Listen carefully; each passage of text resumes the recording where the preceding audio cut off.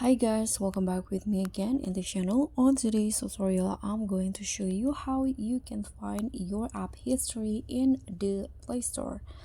So the first thing that you need to do is open the Google Play Store apps on your phone.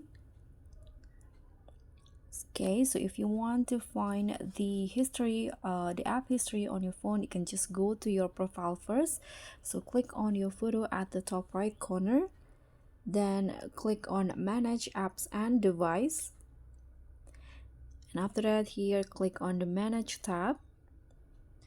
Okay, so these are the apps that's currently installed on my phone, but if you want to see the app history, which are the list of apps that you've already installed in the past, you can just click on install box in here, then click on not install. So not install means here means that the apps is no longer installed on my phone, but in the past I have downloaded these apps here. So this is the history, the app history on my Google Play Store.